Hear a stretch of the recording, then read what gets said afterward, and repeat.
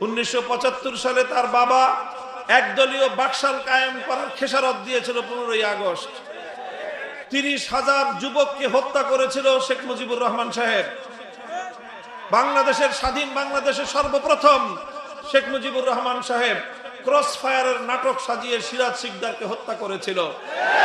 এই সমস্ত হত্যাকাণ্ডের খেসারত দিতে হয়েছিল তাকে 15ই আগস্ট। শেখ হাসিনা সেই 15ই আগস্টের পরেই ঘোষণা করেছিল যারা তার বাবাকে খুন করেছে তিনি সেই জাতির কাছ থেকে প্রতিশোধ গ্রহণ করবেন। এরপরে 50 বছর শেখ হাসিনা রাজনীতি করেছে। 1975 সালের 15ই আগস্ট থেকে 2024 সালের 5ই আগস্ট পর্যন্ত এই 50 বছরের শেখ হাসিনার রাজনীতি ছিল প্রতিশোধের রাজনীতি।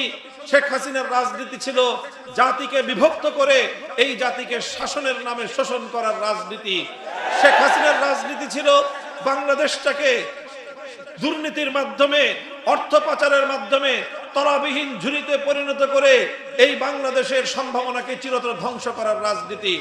শেখ হাসিনার রাজনীতি ছিল বাংলাদেশ যেন বিশ্ব দরবারে মাথা উঁচু করে শাসন মানে সগৌরবে মাথা তুলে দাঁড়াতে না পারে, বরং অন্য আরেকটি রাজ্যের করতলগত করে একটি অঙ্গরাজ্যে পরিণত করার রাজনীতি।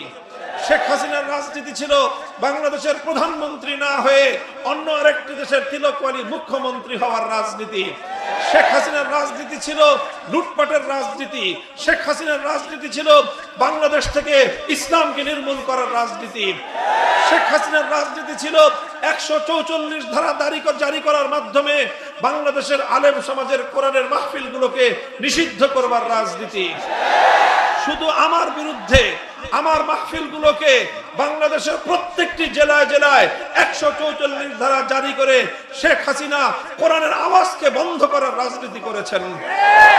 কোন ইসলামী সংগঠন, ইসলাম প্রিয় জনতা শান্তিপূর্ণভাবে নিরুদ্বিগ্নভাবে বিগত 15 বছরে কোনোদিন বাংলাদেশের কোথাও জনসমাগম করতে পারে নাই।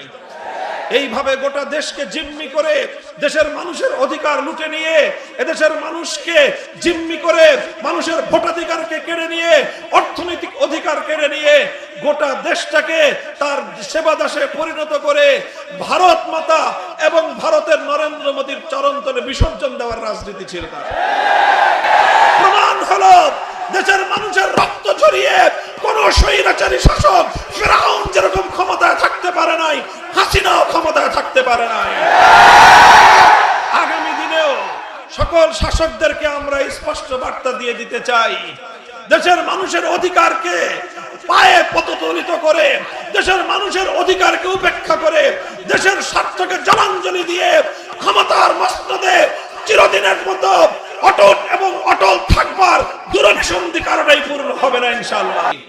আমরা একবার লড়াই করেছি ব্রিটিশ বেনিয়ার সাম্রাজ্যবাদী শক্তির বিরুদ্ধে, আমরা আরেকবার লড়াই করেছি পশ্চিমবঙ্গের রবীন্দ্রনাথ ঠাকুরদের সাম্প্রদায়িক শক্তির বিরুদ্ধে, আমরা আরেকবার লড়াই করেছি পশ্চিম পাকিস্তানি খান পাঠানদের বিরুদ্ধে, চূড়ান্ত লড়াই আমরা করেছি বাংলাদেশি ফ্যাসিবাদী আওয়ামী জাহিলিয়াতের বিরুদ্ধে। ব্রিটিশরা আর বাংলাদেশে ফিরে আসতে পারে নাই, পশ্চিমবঙ্গের দাদা বাবুরা বাংলাদেশে আর খবরদারি করতে পারে নাই, পশ্চিম পাকিস্তানি খান পাঠানরাও বাংলাদেশে আর খবরদারি করতে পারে নাই। পতিত স্বৈরাচারী আওয়ামী জাহিলিয়াত আর বাংলাদেশে আর কোনোদিন রাজনীতিতে পুনর্বাসিত হতে পারবে না ইনশাআল্লাহ।